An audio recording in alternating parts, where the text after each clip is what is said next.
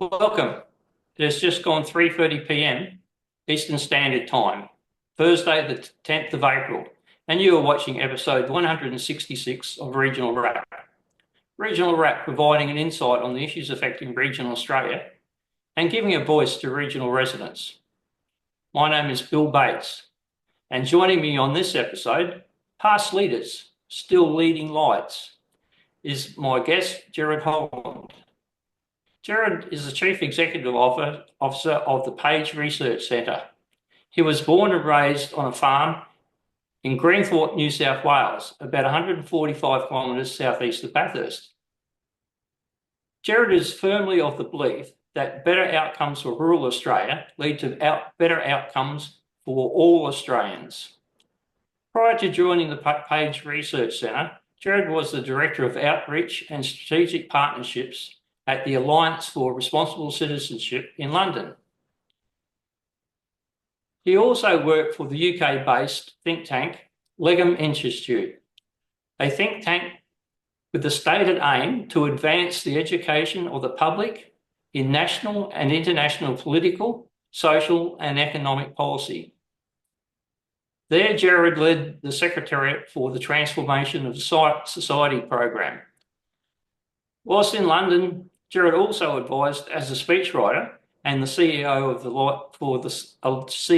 Alliance for Responsible Citizens and Conservative Party peer, Baroness Philippa Stroud. He has also worked as an electorate officer for the former Regional Development and Communications Minister and Deputy Leader of the National Party, the Honourable Fiona Nash, and spent a season in Canada as a screenwriter. Welcome, Gerard. Thanks, Bill. It's great to be on. If you could give us a bit of background in regards to, obviously, you started your life off on the farm sort of thing. How did you progress from there to education type thing to end up in London, being the CEO of ARC? Um, well, it wasn't exactly a logical path, and to be honest, it's been a bit of a stumbling through the dark and a lot of God's providence, I'd probably say. Born and raised on farm just outside of Young. Then come time to go to uni, Dad was keen for me to go and to to get an education and something that he didn't do himself and so it was just a done thing. So I went and did a degree and started off in commerce and media, and then the plan was really just to come back to the farm. So I moved back home, and I think he was getting sick of me poking around the house. And Fiona Nash was our local member. She's a senator, but had an office just in town. He said, "Look, mate, we've just spent stupid amounts of money getting you this degree. You're saddled up with HECS debt. You should probably go and poke your head in and see if you can't get a job." And so went in and handed in my resume, and she took a punt on me, and that kind of changed my life trajectory in lots of ways.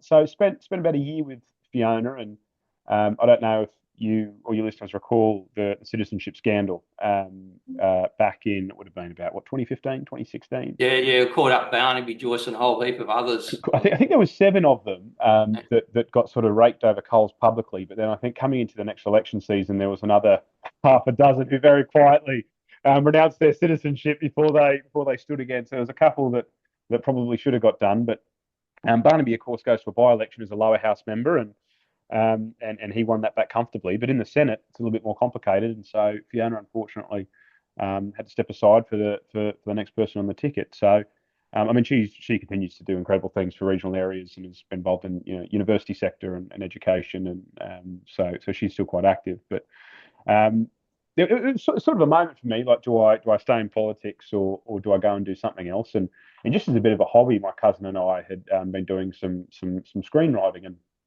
um, I've always loved movies growing up, and really just had this feeling that the movies that were coming out and have been coming out for the last 10, 15 years, they aren't movies that I want to watch. And you think about some of those great films, and the 80s and the 90s, and really like a hero's journey, like giving men a place in the world, and rather than telling them that they're the problem, saying that you can be a hero, you can be virtuous, you can change the world, you can stand up to the baddies.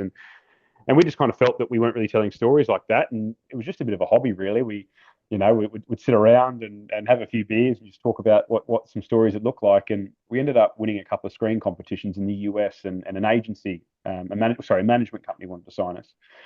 So after Fiona's time came up, I was sort of at this crossroads, and I was still fairly young, and I thought, well, do I stay in the political game, or do I see where this goes? And I thought, you're only young and dumb once. So we packed up our bags and we spent a couple of months in Los Angeles, and then we spent about a year in Toronto working on that. And it was a good fun time.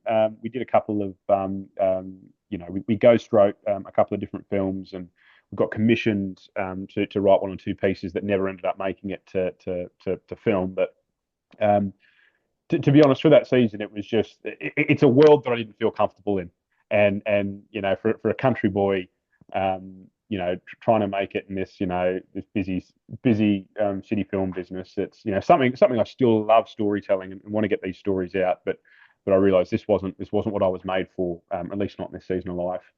And so really had resolved to go back farming, and that was what I thought I'd do. And since I was overseas, I thought, well, if I don't do it now, I never will. So thought I'd do a year in the UK, just do some backpacking, and I was literally just doing hospitality work and working in cafes and that kind of thing. And John Anderson, who had been a real friend and a mentor from me that I'd known from my National Party days, he was speaking at an event at the Legardum Institute while I was there, and he said, "Oh, Gerard, you're in England, aren't you?" I said, "Yeah, I'm in London." He said, "Why don't you come to this event? There's someone I want to meet. I want you to meet." So John was my introduction to Philippa Stroud, and he was absolutely outstanding at that event. And Philippa and I got chatting and realised that we shared quite a lot of values, and developed sort of a friendship over a couple of months. And yeah, a couple of months later, she called me into a cup of tea in the House of Lords, which was a very strange environment. Sort of, no, don't even know how you dress for that. And she said, "Look, I need a speechwriter. I know that you've done some work in politics. I know that you've been doing some writing the last 12, 18 months, and I wonder if you'd want to give it a shot." So my first gig with Philippa was, before she gave me the job, was could I draft her response to the Queen's speech, which is when they sort of open Parliament, that the Prime Minister hands his agenda. Well, at the time it was the Queen, it's obviously now the King, and they sort of read out their agenda to the House, and then the Lords go and debate all that. So sort of poured over Boris's 2019 manifesto when he won this stonking majority, and she loved it, and she pretty much read it word for word, and she offered me a job, and I sort of started the next week. So that was sort of my entry into Legardum in that world, and that was a really fascinating period. We did a lot of work on national security, particularly around the time. This is when Huawei was beginning to be questioned. I think Australia had blocked them at the time, and the UK was now bringing through a telecom security bill to begin to look at their involvement in different supply chains. And that was really what got me into the kind of energy policy space as well, because when you start to look at the way that these complex supply chains work, how integrated and how monopolized they are by China, you start to realize it's across telecommunications, it's across manufacturing, it's across energy, and what is the result of that, and then how do we build ourselves into a more resilient and strong place. So yeah, I really loved my time in London, and then from Legarton, then when the Alliance for Responsible Citizenship idea came about, and that was an initiative, spearheaded by Philippa, but with people like John Anderson, Jordan Peterson, and some others. Philippa sort of put her hand up to take that on, and I was sort of her 2IC at the time, so I went with her. And so we did that for 12, 18 months, and then a few different things happened, but felt it was time to come home to Australia, and this opportunity at Page came up, and I think I'd spent already at this point a lot more time overseas than I'd ever planned or intended to. It felt like the farm was getting further and further away, and I thought if I don't come home now, it might be hard to. And I was really just keen for what I've learned over there, to start applying that here, because we have been asleep at the wheel, particularly with China, particularly with our energy policy, particularly with the way that our debt's structured, particularly with our national security. And it does feel in some ways Australia is 5, 10 years behind where the US and the UK are, and I was really anxious that things were going to get a whole lot worse before they started to get better. And so I was pretty keen to come home, and so that was kind of what brought me to Page, and of course, an absolute delight to be working on regional policy. Again, Australia is a regional economy. If we dig it up, if we mine it, if we grow it, if we produce it, if we package it, if we transport it, if we come to visit it, it's in the bush. And we obviously have an urban population centre, but all the wealth is generated in the regions. And I really am deeply concerned about the way the region's getting a stiff go at the moment. And I'm far more in the real politic, commodities, resources, economics is what drives international politics and drives domestic politics. And I don't think we've been playing that game in Australia, and it's to our disservice, especially when you look at the absolute bounty of resources that we're sitting on. And anyway, that was a bit of a all over the place, but that's how I ended up in London, and that's how I ended up back home again. Well, just moving on to the Page Institute, it's a bit like the Menzies Research Centre as well. I mean, it's the Page Research Centre and it's the Menzies Research Centre. So obviously, the Menzies comes from Prime Minister Menzies, and but lesser known would be Sir Earl Christmas Grafton Page. But he was basically the founder of or one of the founders of the Country Party back in I think it was in the 20s, and that.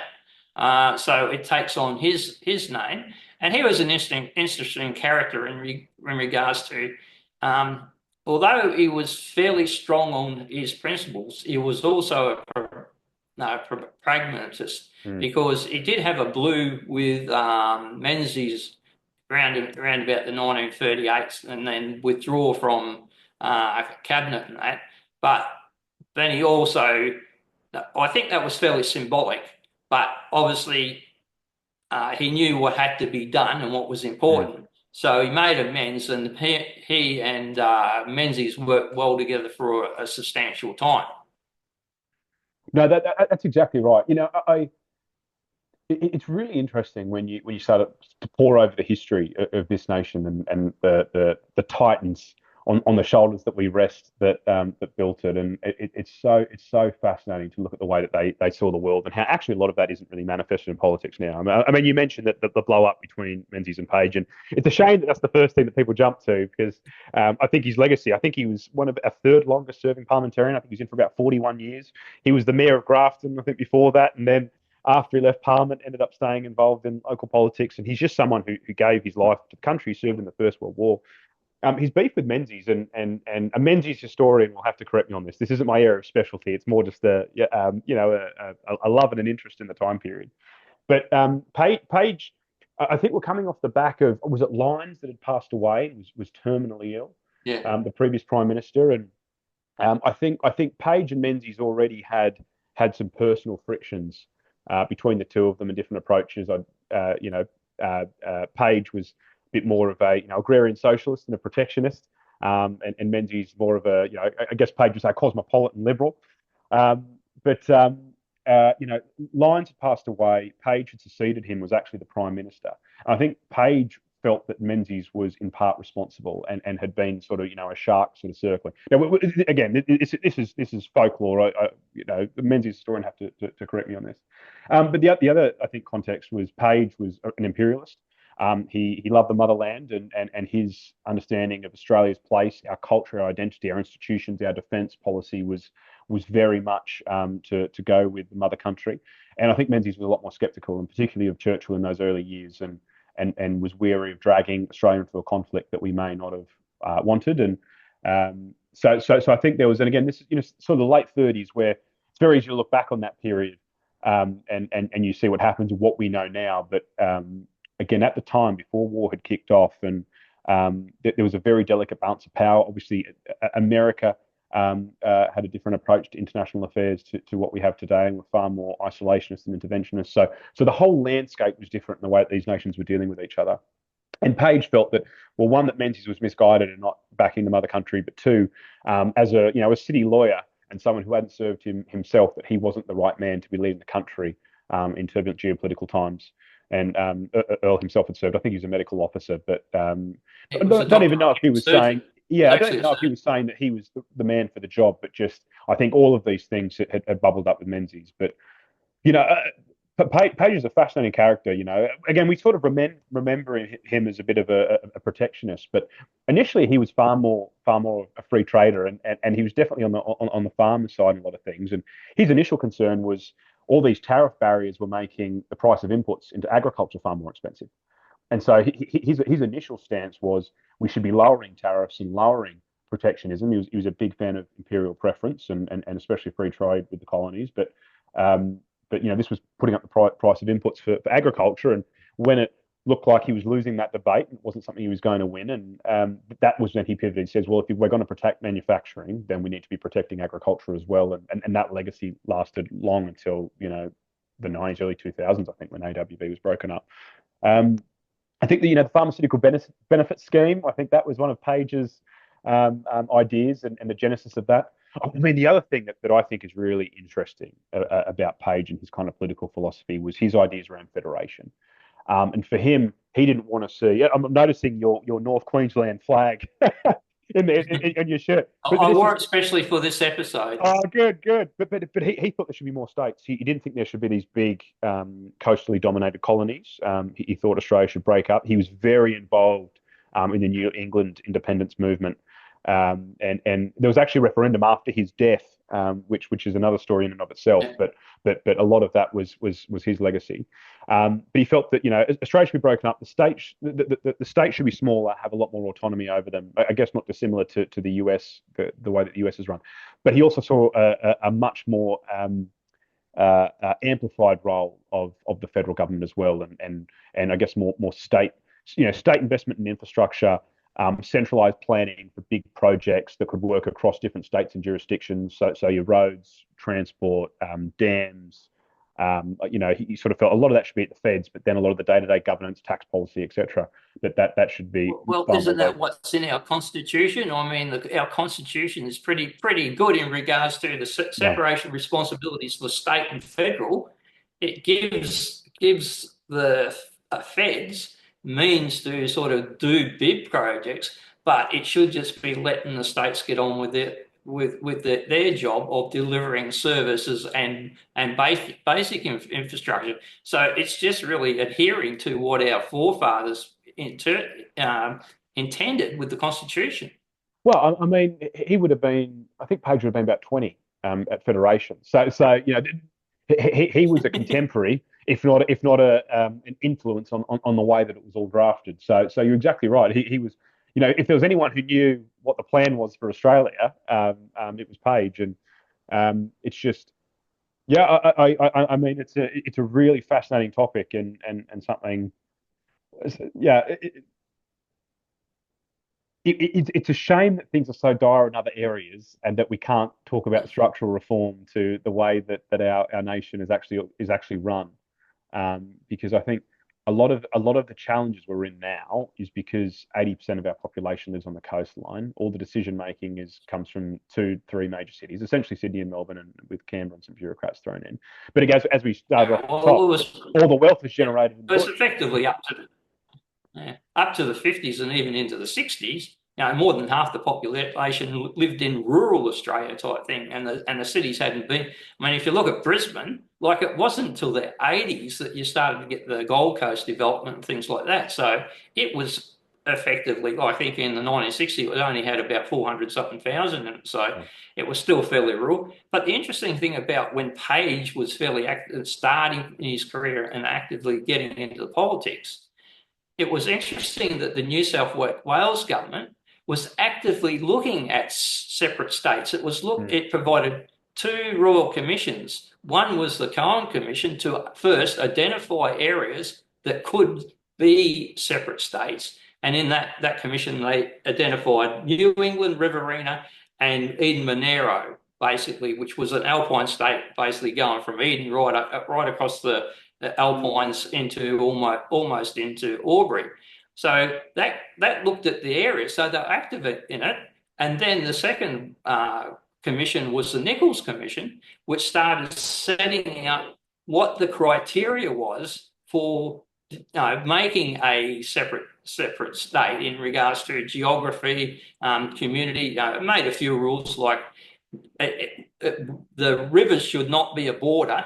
Mm, Right? mm. You should never divide it. You should never divide a community and things like that. So there was a set of criteria they came up with. So, but of course, the problem was when all this activity was going on from about 25 through to 33, then the depression came, Mm. and like no one's got the interest or willingness Yeah, yeah, to try something different, in a depression like that was. So that put the climb on it. But Page always maintained his roots to the community in regards to regional Australia, yeah. and I think that's the interesting thing about the Page Institute, that it's really focused on what's going on in the region and what the regions need and what the regions can deliver. Yeah, no, I agree. It's what really attracted me to this role is, we have some great think tanks in this country. CIS does good work, IPA does good work, Menzies do great work. Australian Institute for Progress up in Queensland do great work, and so the National Conservative movement's building and growing, but none of them are looking at the bush. It might drift in and out, but none of them are saying what is right for the bush, and it's we've lost a connection with what it is that makes our region tick. And I think of this as one of the things that I've picked up from my work overseas is, like, when you think locally, you're actually impacting the international community, and that the world actually runs on these base commodities, be it food, be it gas, be it oil, be it coal, be it gold, whatever it is, and actually what we produce in our regions have shockwaves all across the rest of the world. And that would be the thing that I would encourage, my peers in the bush, is we have to think about how we can keep our communities to thrive, but let's not lose perspective of our place in the world, because we're not just integral for Australia's prosperity, but actually the way that we approach some of these challenges will have ramifications. And I'll give you an example. I'm sort of talking about esoteric. We've had China circumnavigating Australia over the last couple of weeks, and there's a debate raging both online and in the media about Australia's alliances. You've got the anti-AUKUS crowd, you've got the pro-AUKUS crowd, you've got the pro-China crowd and the anti-China crowd, the pro-US crowd, the anti-US crowd. But All the self-interest, all self basically. well, and those who are seeing what the US is doing in America first and thinking what would Australia first look like, and some sort of things. But the thing we have to be honest about is we're a country of 27 million people.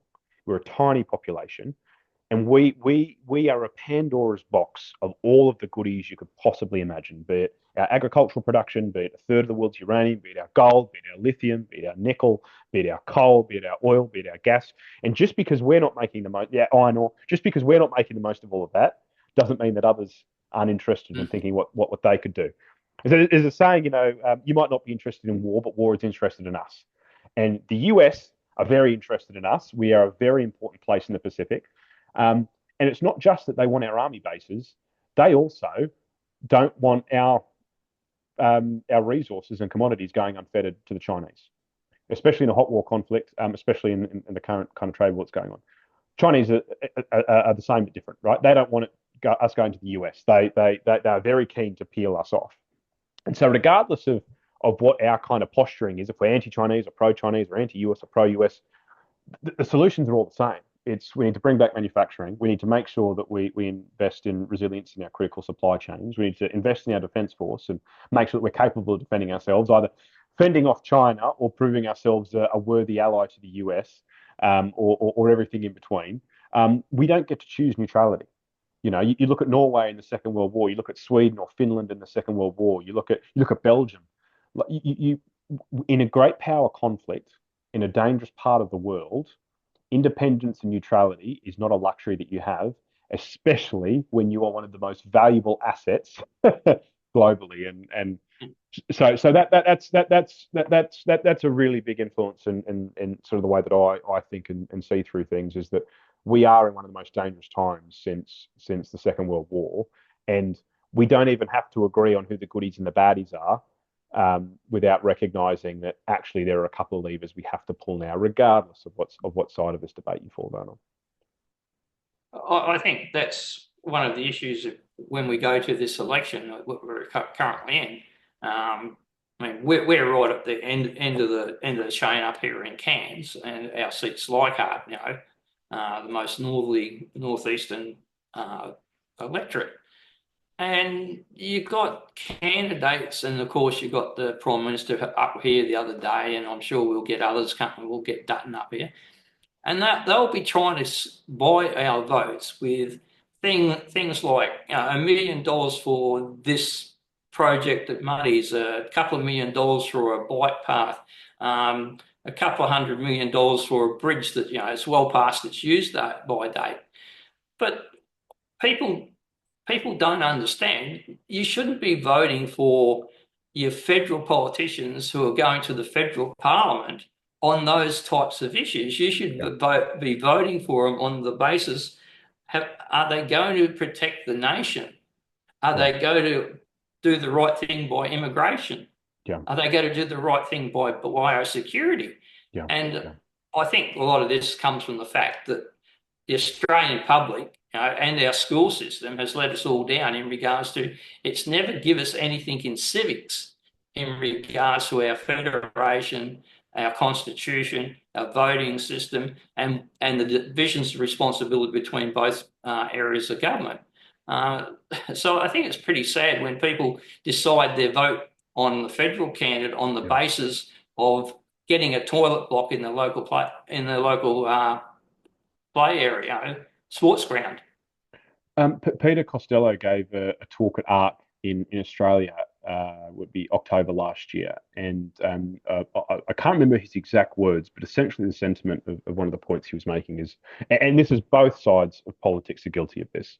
The problem with having a system where you look to marginal electorates and have these big grant programs in supporting local community development, which and I'll be the first one to say it's we obviously don't want our communities to die, and we have to make these places places that people want to live and raise their families.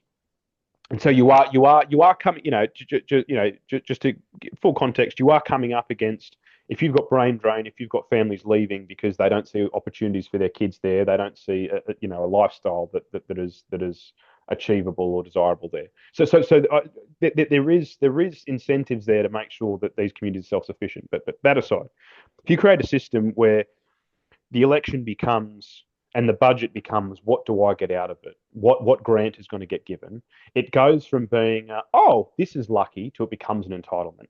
And it becomes how come the bike club got a grant for their new clubhouse, but the bowling club didn't? How come we got this money to set up this regional performing arts centre in Orange, but not in Corowa? And that goes across the cities, and it's become this competition of which Santa bags of tricks and presents can give out the most. Which is the marginal seat the marginal seat, but then us as the electorate, we've become entitled and we expect it, and then it's a bit like a child. It's if he never has the truck, he never knows he's missing it. But if you give a child a truck and then you take it away, then you have absolute meltdown and tears, and that's the way that we act. We've come to expect that we will get these things. We've come to expect that we'll be rewarded. And I just despair at my generation. The thing I want to say to them is you should be really, really angry, because all of this free stuff and all of this public sector spending, this third of the economy that's now tied up in bureaucrats and civil servants, we're going to have to pay for that, and our kids will pay for that. And in between now and us paying for that, as taxes increase and everything else, if a credit rating agency lowers our credit rating, guess what? Like, everything gets cut overnight. When the money dries up, and that's where you start looking at, how do you pay it back? Do you start selling assets? Do you start, how do you restructure everything?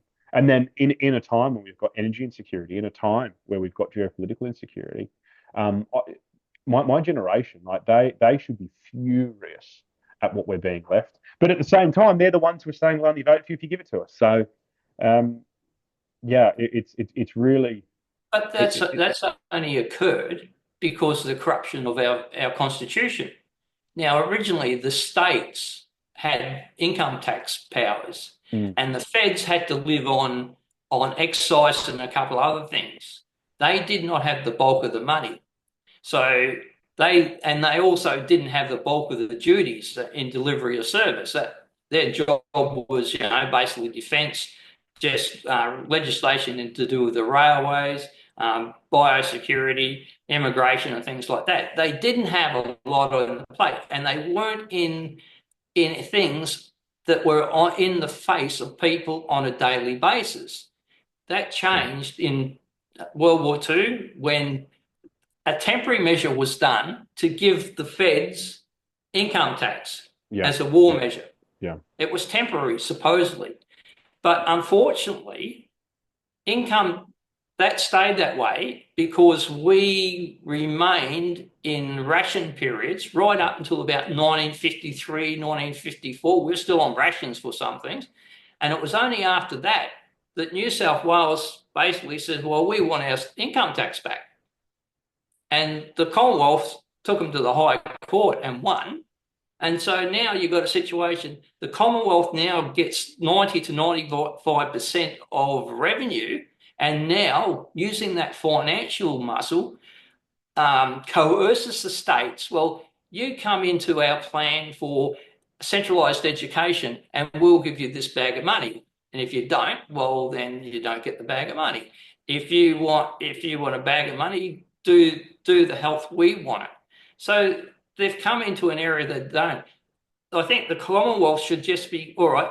I don't suggest we give taxing back to the states because it's just a lot of bureaucracy. But what I do believe in is they should be automatically handing that money back without strings on the basis where the revenue was income tax revenue to those states. And they just get on with what their core job is and let the states hop onto theirs. So I think that's the big corruption factor where the Commonwealth now has a bag of money and manipulates everything from pink bats to bloody household batteries and things like that. it's hard to disagree with your reasoning, Bill. I think what's really interesting about what's happening, with the Trump tariffs at the moment is we don't we it's very easy to assume that the way things are now is the way things always have been, and Francis Fukuyama and these great thinkers who pronounce we've reached the end of history, liberal democracy won, free trade won out. This is the way of the world moving forward, and um, it's really interesting. If again, we started this talking about Page and Menzies and the context of the pre-war period. It was a multipolar world. The US had not yet emerged as a superpower. Britain had the biggest empire the world had ever seen. Germany, obviously, licking its wounds from the First World War, is ascendant. You've got Russia with territorial ambitions and the growing menace of communism. China is not yet the manufacturing powerhouse. You have Imperial Japan, who still has grievances from the First World War. It was a dangerous, fractious time. Protectionism was high. You're coming out at the back of the Depression, and we have the Second World War, and then the entire contract is and social contract is reset. It's when you see pensions come about. It's when you see welfare expand in that state. It's when you see um, um, at the way that debt's restructured. It's we get Nixon gets the US off the gold standard. It's the US emerges. You have Britain loses its empire and is heavily indebted to the US. All of these different things, and of course you have free trade opening up and the West exporting most of its manufacturing capacity to nations such as China and the others who don't have those same costs. And what's happening now is that world order is now gone and it's not coming back. We are now firmly in a multipolar world. The US is still a superpower, but not the only superpower. Warfare has changed. The US is no longer able to project air power in the same way that it has for the last 50 years with hypersonic missiles. Warfare, and we're seeing this in the Ukraine. Warfare has gone back to World War One because when drones can provide air support, when you can blow up a tank with an IUD, um, you go back to boots on the ground soldiers with rifles going trench by trench, meter by meter. Um, the whole landscape has been completely rewritten, and that means that we need to change the way that we do domestic economic policy as well. It's no longer we can just count on free trade, tinker around the margins, a bit more money for you, a bit more money for you. We're now entering the era of economic statecraft, similar to the pre-Second War settlement in a multipolar world, where we're probably going to move towards again like a new kind of imperial preference. Donald Trump the other day was flirting with, oh, maybe the US will join the Commonwealth. That's because he can see trade access. Okay, like the UK, Australia, we'll expand out this way, and he just I think he put out a tweet the last 24 hours, essentially saying the tariffs are coming down, and if there's no reciprocal tariffs, you'll be rewarded. But basically, the allies come in behind us. We'll give you preference, but do not go to China. And that's why you've seen both sides of the debate here in Australia saying, well, we can't just pivot to China and use this as an opportunity because we see what's happening in the US. It's really interesting. You look at Zelensky when he had that absolute blow up interview or meeting with Trump and Vance, and obviously got very ugly. He then flies over Europe, meets with Keir Starmer and the European leaders, and 24 hours later, he's saying, I look forward to working with the Americans in close relationship. And yeah, he went to Europe and realized there's nothing there. So he, They can't Europe look was not after themselves. exactly. And Mark Carney in Canada, he's the era of our beautiful American relationship is over.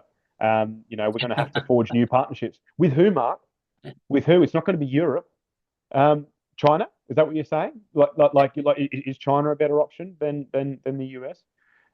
So this is where the world is at the moment, and Australia's put its big boy pants on. This is Well, I think this is the interesting thing with Trump.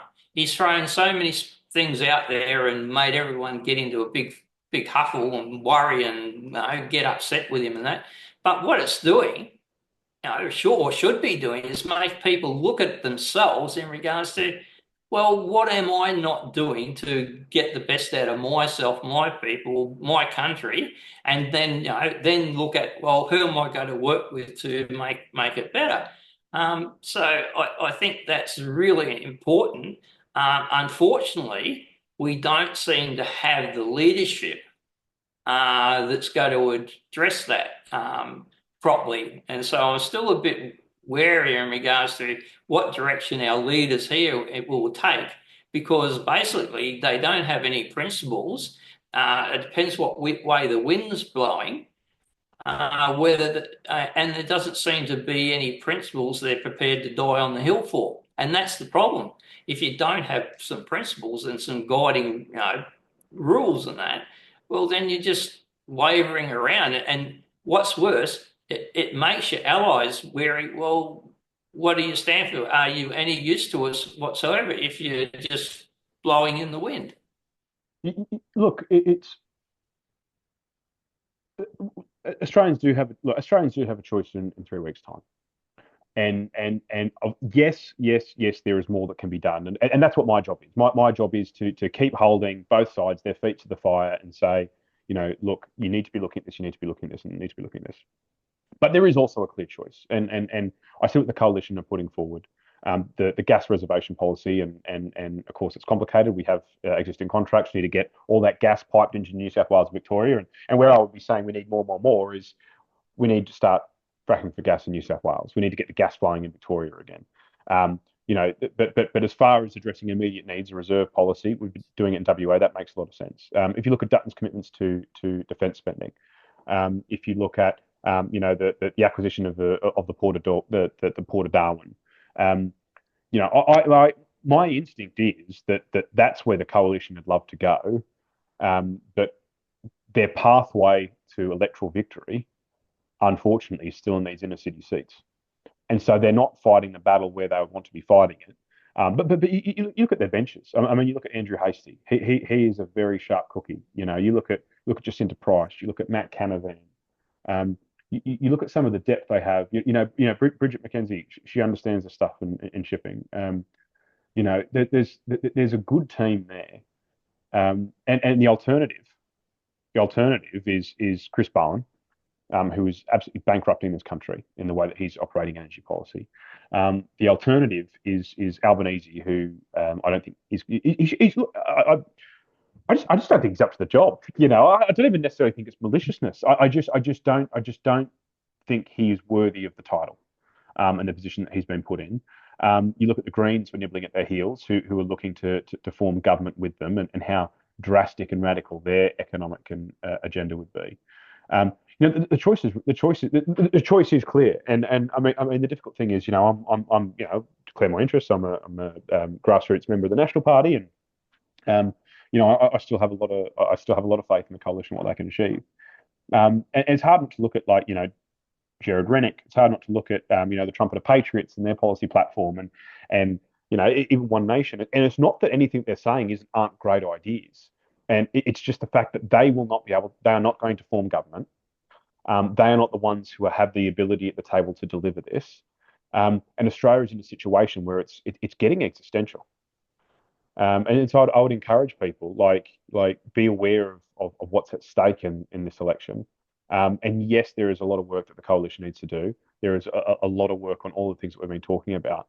But, like, the choice is day and night between what Dutton and Little Proud are offering versus what Barnes offering. Sorry, Just moving, Albanese and Barnes. Yeah. just moving away from the politics side of it a little bit, just to the Page Institute. I've noticed some of the papers and that's been written and submissions and that. You've had the submission in regards to nuclear energy, and one of the other things, articles, there was one on our shipping. Like, we used to have the Australian National Line sort of thing, which used to be Australian crude. I think that disappeared probably somewhere in the 90s, heading into the 2000s, because of with our costs in regards to and conditions in regards to the union conditions. It was fairly expensive. I was sort of interested in just a quick comment in regards to where you stood and what your paper on the nuclear submission was, and also just a quick idea of what the reinstating of a maritime fleet for Australia is. Yeah, for sure. Well, I'll start with the nuclear ones. So we made a submission into the inquiry into nuclear power generation last year, and basically, one of the big arguments that sort of the anti-nuke crowd have put forward is around timeframes, and this idea that it would take too long, and it can't happen, and they take 15 years and blah blah blah.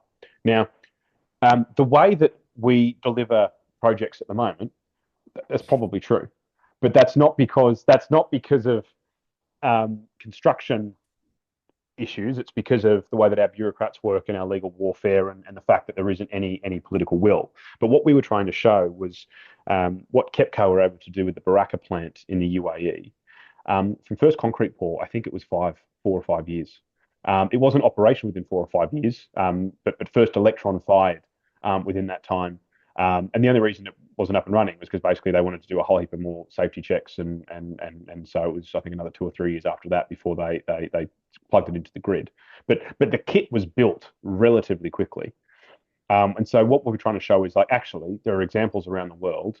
And if I mean, this is the other thing with politics, right? Everything is about trade-offs, and it's what trade-offs you're willing to make. If we wanted to bring a nuclear industry here, but under the condition that we only use fully Australian top to bottom, we do all our own concrete rebar, train our own scientists, the full shebang, it will take 20 years, and it will cost 5x the amount of any modelling.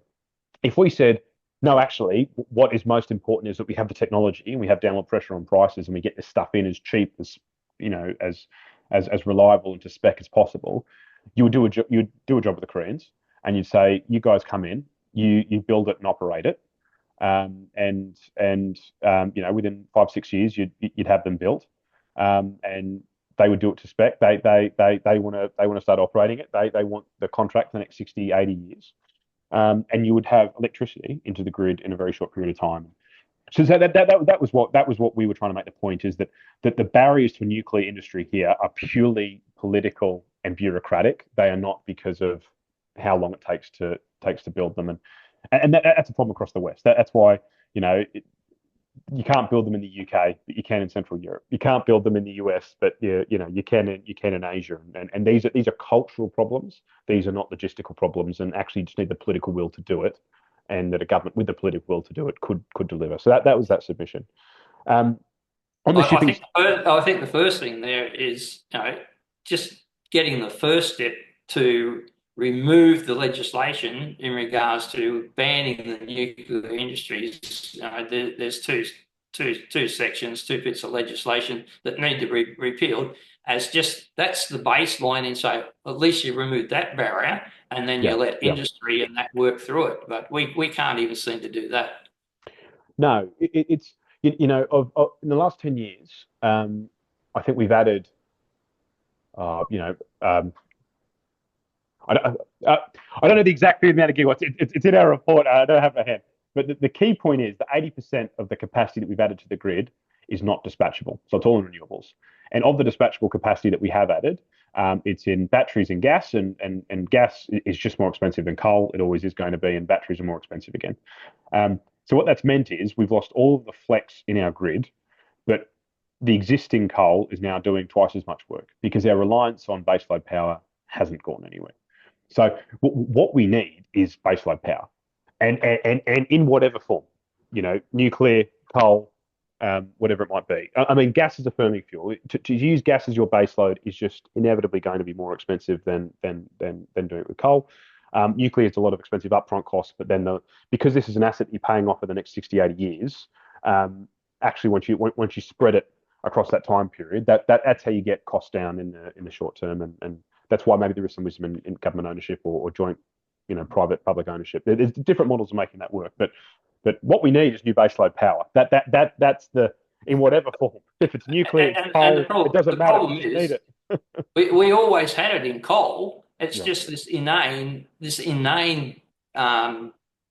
thought that somehow coal plant emissions, which is plant food, is spoiling the world. And I mean, we're only going on this path, even the nuclear and the renewables, because of this fixation that car, carbon emissions or CO2 emissions is endangering the world. Yet it's been shown for the last since the 80s, since we've had satellites doing laps of the world, we can see our world's been greening. So I think we've probably neglected to argue the case properly for we don't need this action in the first place, and preserve our coals. I mean, you could build a gigawatt of coal-fired power station for under $2 billion, and you can just put it where it currently is, and that's the end of it. But what we're doing now is so crazy. But just moving along to the shipping, maybe you can give us a bit of an idea of what brought that on. yeah. So well, again, let's look at supply chain. So what brought that on? When my vision for Page and really the existential issues facing the nation right now, and the first bucket is defence and security. We're not so much in the bullets and tanks side of that, but looking at supply chains, logistics, liquid fuels, getting fertilizer, urea, and all that kind of thing. Second, then is energy and productivity. Again, energy is the fundamental input in everything in our economy, from extraction to consumption at home. Energy touches all of that. Then the third one, you're looking at social policy, migration, and family policy, and are we actually producing citizens who are who are Australians, who understand their country, who feel committed to it, who love their country, and our families able to have more kids, couples getting married, and then what are the pressures that migration is putting on social cohesion, etc. So they're those kind of buckets. So looking at the second the security side of it, Australia has always had a thriving merchant marine fleet. So these are private vessels that are Australian flagged, which means that in a crisis they can be commandeered, but in peace times these are private companies who are operating and doing their own thing. We at its peak, I think we had about 100 ships in our merchant marine fleet, and they were really active in the First World War, really active in the Second World War. Again, these are what you're carrying troops on. These are what you're carrying your supplies on, your horses, your wheat, your grain, your whatever it might be. Even as recently in Timor and disaster relief as well. You have a tsunami, we commandeer our merchant marine and we make sure that we can get necessary supplies in.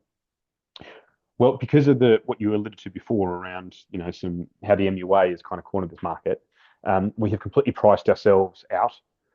We mandate that all of our ships have fully Australian crews and all of the working conditions around that. And no, there is no more mobile industry than shipping. And so when we make ourselves uncompetitive, other nations are very happy to fill that gap. And so we now there is no viable model to have a private shipping company internationally with an Australian flag with all the regulations that we put on it. So we have none.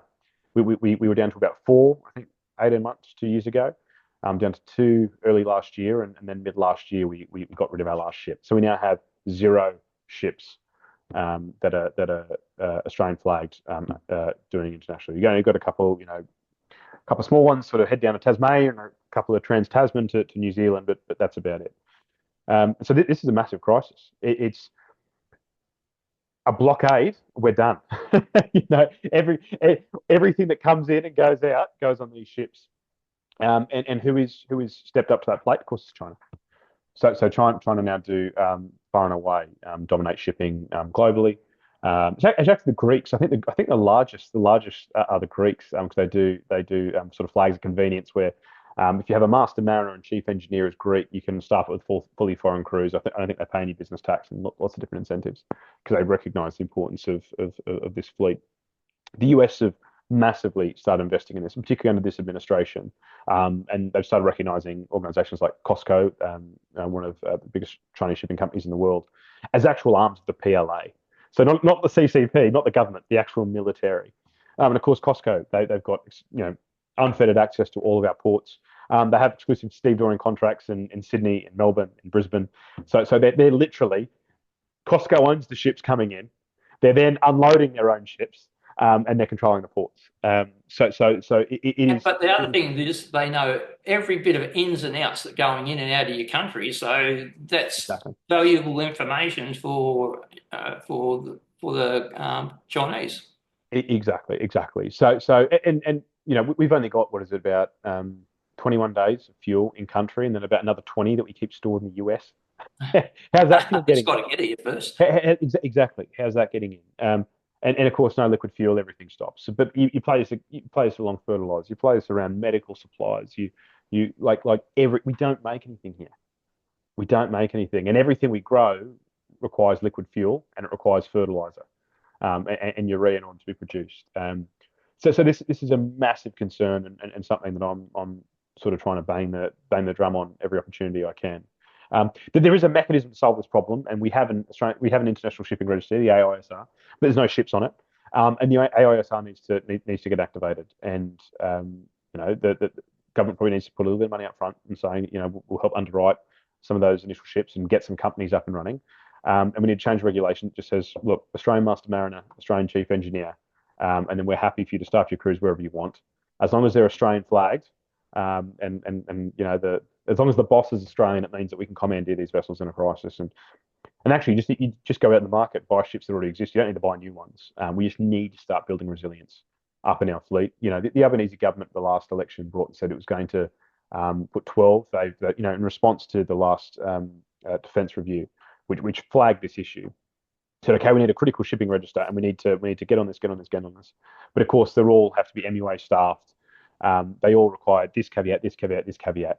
I think they watered down their 12 to about 3 or 4. And I think now that the tender has gone out, there's maybe one ship that's going to be trialed over the next 5 years. It Will be over by then. It would be funny if it wasn't so serious. Yeah. But this is what I'm saying in the first instance. We're in a federal election, and these are the issues that the public should be making the decision where their vote goes. And it's not. It's some minor sort of bit of local stuff.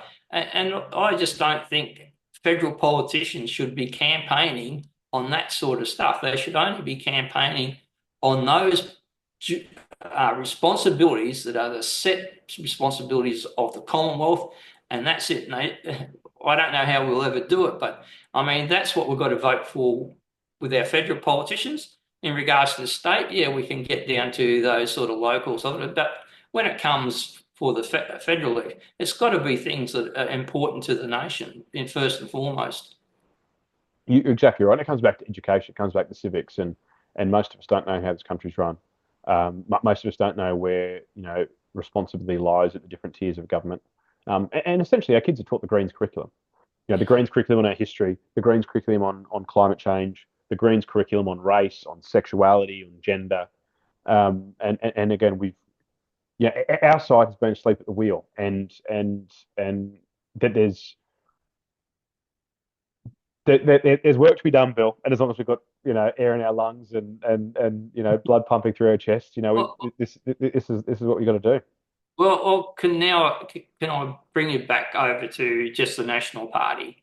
Uh, I think to a degree, the National Party has been a little bit at fault in regards to being too joined at the hip with the Liberal Party in a lot of instances. Um, and you probably see it a bit more in state politics than in the feds. Um, but you would be well versed with uh, the big changes in about 2015 and that in New South Wales, when you had, I think there was a News Four Corners story or a Channel 2 story on the greyhound Mm, racing industry, yeah, and it sort of Black had put a bad spot on the greyhounds, and at the same time, about the same time, was also the idea to amalgamate local local government councils. areas. Yeah, So there was two things there, and both those bows were really something that was really strong in the regions type of thing. And I think it was a bad move by, I think it was Barrolara at that time, to just go with I think it was Baird at the mm, time, and just say, oh, we'll also go with amalgamation of local government uh, for efficiencies and stuff like that. And anyone knows in regional Australia, because they've got so few political representatives, the councils mean a lot to them. yeah, Most people, whether it's true or not, they just mistakenly believe that their local councillor can do something even in political field, even yeah, though it's got nothing to do with him. And of course, the other thing is, I mean, the dish lickers, they were, a part and parcel of a lot of people out there on the farms and stuff like that. That was their big hobby. There was plenty of events and that, and that was just a killer sort of blow. So the Nationals probably did themselves a lot of harm in those two things alone. And the the election after those two incidents, the first thing that happened is the shooters and fishers just came in and yeah, took 3 seats off the Nationals. yeah. I think Bill So Donato took Orange. yeah, and Yeah, there's one up in Barwon, and then there was yeah, Helen Dalton down in the Murray. So they went. So I think I know why the Nationals are hooked on to the Liberals, and it's basically when you're in opposition, if you're not the major party, well, then you're not going to get a shadow ministry and you don't get all the perks. So the Nationals have always locked onto, of recent history, lock onto the Liberals, and that when they're out of when they're together as a coalition, which is actually needed, they get ministries. But the important thing is when they're not in power, they're part of the opposition, and then they get the shadow things and other bits, which is beneficial. Whereas if they were only the minor party, they would get next to nothing. So I understand that. But do you think there's a need for the Nationals to start to be a little bit more assertive? definitely. It's interesting, right? There's a couple of. This is such a the challenge with major parties, and this is a problem with the Libs, it's a problem with the Nats, it's a problem with Labor, the Greens to a lesser extent, is that when you have a party with a lot of grassroots members and you have multiple personalities who have competence and experience and seniority in that party, it means that um, it, you now have multiple people competing for what the agenda should be, who all have their idea of what's the best way to win, what's the best pathway, who is the electorate that we need to fight, and I can't speak for the decisions that were made back then. I was only very very junior in the team, and I was working at a federal level, and certainly had no influence, say, or insight. But I would assume, looking back, it's that they made the call based on the Libs' gut feeling that this was important for a couple of inner city New South Wales, couple of inner city Sydney electorates, and that this would be a no-brainer and something that was possible in the case of the Dogs. And I know there was dissent within the National Party, but especially in the grassroots, but obviously that didn't cut through, and some pretty terrible decisions were made. I think the hard thing is, if you look at again, say like a One Nation, or you look at these other minor parties, they're essentially cults of personality around one or two people, which means that whatever that one person's agenda is, that then becomes party policy, which when you're in opposition, when you never actually have to find yourself at the seat of a government, where you never have to make those trade-offs, you can sort of say whatever you want, and there's never any accountability to it. And really, the more, the more provocative or outrageous whatever it is, that the more your primary goes up. The challenge that the major party has is we've gotten to ourselves in this situation where, in order to form government, they're fighting marginal seats. And so rather than what is good for the whole nation, we're now obsessed with where are these marginals, where are the seats, that are capable of flipping, who are the undecided voters, and then what's the policy that wins them over. My vision is that the way that you resolve and solve all of this is actually need to look back to say, that the Howard Anderson era. And you think, when was the last major reform that we had as a country where something that was very unpopular was taken to the public and the public was won over? Now, of course, Gillard and Rudd, they brought in the carbon tax, but the second that public had a chance to vote on it, they threw them out. But Howard and Anderson, they did the gun buybacks, which I know is still controversial to this day. I still get stuff in my inbox, people about that, and the GST. Now, regardless of how you feel about those two individual issues, they took leadership, and they took their polling, and rather than saying, what do the marginal electorates want, they said, who are the people that we need to convince, because they were convinced that this is what was best for the country at the time. And that's I think what will be the solution to this malaise that we're in. It's leadership, again, from whatever party. I would love for Labor to have better leadership. I would love for the Greens to have better leadership. I try not to be too partisan in this team versus that team. It's, if we want what's best for the country, we want leaders to emerge across the board. And it might be that those leaders are already in place, but for whatever reason, they don't have the confidence, or they haven't got the opportunities, or they haven't felt they've had the levers in order to advance their agendas. And it's tough. I watched the leaders debate on what was it, Tuesday night, with Dutton and Albanese, and everything that we've been talking about today, Bill, that they've been to the heart of who we are as a nation, our sovereignty, our security, our prosperity. There wasn't a single. There was maybe one question on energy that was kind of waffly about nuclear. The format of our public debate at the moment is not set up to allow people to lead, and I think that's going to have to come from leadership within the parties to advance that, and winning over all of those dissenting voices. I know that was like a really waffly answer, but I would love to just, like, the easy thing to be, like, point the finger. It's like, this is the person that's stuffed up, and if we got rid of him or her, everything would be fixed. But these are complex organisms with multiple inputs and campaigners and polling groups and personal spats and it's the whole system that's dysfunctional, not just a party or an individual. Yeah, but it doesn't have to be like this in regards to about the individual leaders. I mean, if they stuck to their core principles and actually took notice of their base, and with the Liberal Party, the reason their base is so crap is because you buggered us off years ago when you stabbed Abbott. So there's heaps of people out there who are your base, and you've disaffected them, right? You disaffected every other people because you don't stand up for any principles. You don't stand up to climate change stuff, don't net zero, don't stand up for anything. So you're starting to have a bit of a talk fest amongst your more elite people, rather than going back, making sure your base and your branches are solid, got a lot of input, not subject to someone coming in and stacking it with half a dozen people, and then all of a sudden you've got someone who's completely off track. I mean, the guy they picked for McPherson down in the Gold Coast, really, you have to be joking.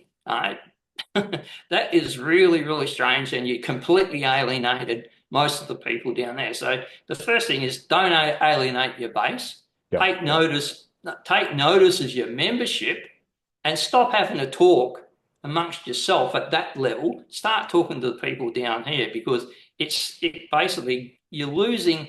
Yes, you've got a lot of smart people. Guess what? There's thousands of people out there with good ideas too. Maybe you should just listen to them as well. So I think it's a matter of going back to core values, and this is where, yeah, in regards to the Page Institute and also the message, it means for the Liberal Party, you go back and you look at what Menzies was about and his principles and that, and start abiding that. And same for the National Party. I think that's the really important message in regards to uh, the institutes like the Page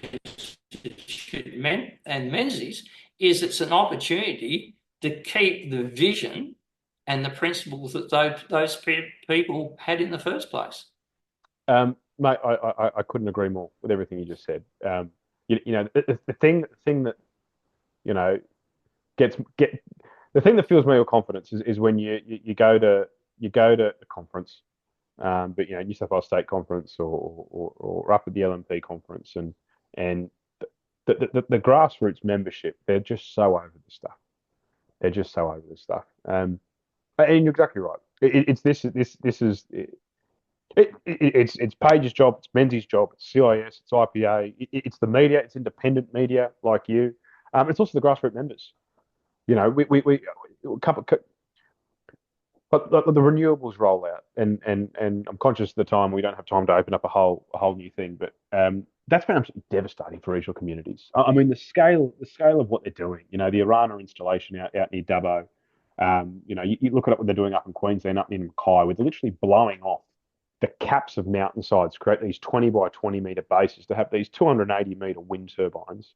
The transmission, the whole distribution system that's going to need to be redone because of all the rooftop solar. It is absolutely devastating for regional communities. Um, the solution to that is to get angry, to get really, really vocal. Because I can tell you, I've sat through, you know, oh, hundreds of meetings with MPs and their staffers on all the different political sides and stripes.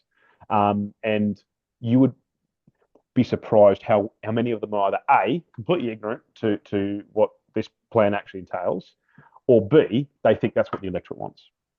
And they generally think, well, we've got all this polling, and the polling says that this is what people want. So we got to tell people we don't want it. That's It's the the people in that's the city, not yeah the people in the regions, for crying out yeah yeah loud. yeah But there again, the problem is there's not enough votes in the area to make, and that's the problem. So just before we finish up, I just want to touch on something in regards to John Anderson's the chairman, and it's quite interesting.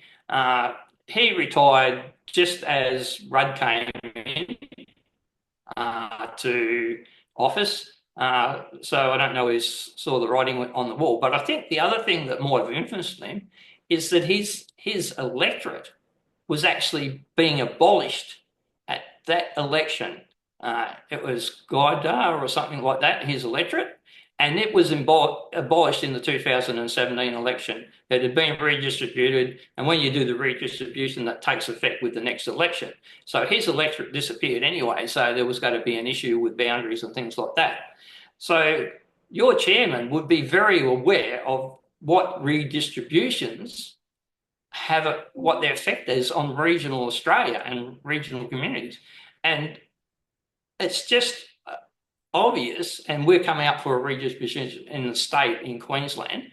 Redistributions continually diminish political representations for the regions, and we need to have address. I'll just put up a screenshot at the moment. Up here, you've got New South Wales between 91 and 23. And you can see the movement of regional electorates moving towards the coast. You know, they're disappearing on that. You're getting less and less. So that's the turf of the National Party. That's where you need to win your seats and that. You need to get, you need to have policy to get them back from the independents and that. And you need, but the trouble is, with every redistribution, you're getting less opportunity to win seats because they're disappearing. You're exactly right. I mean, the other thing that's happening is, it's no secret we brought in, 1 million people in the last 2 years, and 80% of those people end up in Sydney or Melbourne. So, Australia's population is radically expanding, but it's expanding into metropolises, and we aren't having kids. We aren't replacing ourselves as a population. I think the demographic one is huge, both the demography of the regions and the population drain in the regions, but also the over stoking of the population in those major cities. I mean, why does everyone have to go to Sydney and Melbourne? Why can't we have new Sydney and Melbourne? Why can't we have regional Sydney and Melbourne? Why? Because the infrastructure, they don't want to pay for the infrastructure. But also it comes back to the states thing that you talked about before. Is if the centres of power are in Sydney and Melbourne, well then they're incentivised to keep their centres of power and their wealth, and they don't want to lose all that wealth from the bush. So, whether it's new states, special economic zones, I couldn't agree more. It has to be addressed. I mean, the challenges with what we're seeing in this map is obviously the bush is losing its political representation, but at the same time, it's the bush is losing its population compared to the major urban centres as well, and that's the but we're only losing population because we're not getting developed. Yeah. They're not putting in infrastructure for us to develop. So they've got it against us two ways. A, they're pumping the population into the cities, and B, they're depriving us of the infrastructure to be development and grow bigger. But our constitution, our forefathers gave us the remedy. They gave us Chapter 6, for God's sake, to build, to create new states. Now, it's a no-brainer, and I don't understand. I mean, my home would be the National Party, if we had one in Queensland, which we don't, and it would also be home if they actually could stuck with their core principles. But for people who want a new state, the National Party would be the place to go to. Because it has that history with Page and that history with New England and that. But you won't get any more federal seats in Parliament from new states because it's a population base. But of course, you get your own state government, you get that sort of control. Senators. But what you get, the key is you get senators. So if you had one new state created, those 72 senators who are now in the foundation states, instead of being 12 per state, they would become 10 per state. So, and a new regional state, those senators would be biased, even though they may be with the other parties, they would be biased towards regional development. But get to the situation, if you get one new state up, you will get three within a few years. You'll get North Queensland, New England, and Riverina. Riverina is sort of getting pretty close. They've got a party down there with over 1,400 members that has got to register on that basis. The other thing is you have 3 seats. What happens? Those 72 seats in the founding states, which are now populated by 19 crossbenchers, 12 of those crossbenchers are green.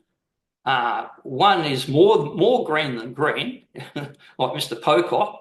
And then you've got Lambie and you've got her offsider who's no longer with her network. But, they always vote against regional sort of development and things like that.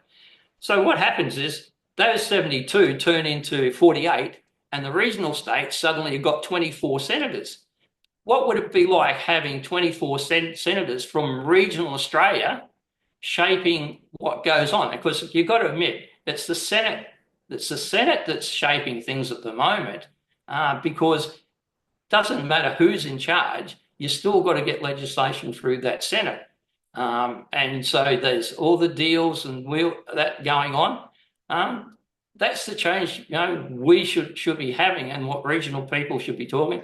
And that should be, that should be a core interest to all the people who have got a conservative background, all the think tanks that are central with a conservative background, like the Page in particular, but IPA and also the Menzies and Institute of Progress up here. So I just think it's a no-brainer. If you want to change the fabric of Australia and re-knit it as the way it was, as a more regional or cross section of people, rural and city, that's what you've got to do. Mate, I could not agree more. I could not agree more. I'm all about the new states. Yeah, I might have to duck off in a sec. I've got a toddler banging on the door, calling out for daddy, wondering where I am. Yeah. Well, just but just a quick little anecdote on that, and that was New England had a referendum in the 60s. I think it was 67. 16, we had 67, 29th of April. Yeah, 2 weeks after Barney B. Joyce was born. There you go. There you go. But I think we had a federal Labor government, a state Labor government. And so when they agreed to go to a referendum, basically they gerrymandered the borders, and they included all the Hunter and Newcastle, which was very, very safe Labor and obviously a huge population centre. And I think if you took out Newcastle out of that vote, we would have a state of New England right now. Yeah, well, it was of course it went right down to Lake Macquarie and Newcastle. Those booths came in at only less than 20%. But if they had just looked 32 degrees latitude, a bit south of Taree, they would have won that probably 70% to 30%. Yeah. But that was also a problem by the New England New State movement because they hadn't set the borders themselves. So anyway, we better let you go and get on with your evening and rescue your toddler. But if you could send us a text or something, I could send you a bit of information about separate state and that. No, I'm really interested in stuff, Bill. Keep me why do people like the IPA, Page, and others make it so difficult to get their phone numbers? Well, it's like pulling teeth. Well, mate, we're a tiny, you send me tiny your phone organisation. number, I'll drop you a text. Change that statement. We're a tiny organisation, and we need donors. We need donations. We need donations to bring on more people. Okay, then. Look, again, thanks for your time this afternoon. Really appreciate it.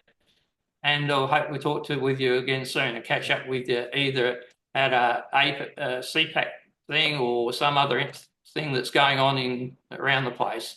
Again, thanks very much. Love to, Bill, and thanks for having me on. And you're doing great work. Keep it up. Really appreciate it. Hope we didn't burn your ears too much. Thanks, mate. Okay, goodbye. No, you're right.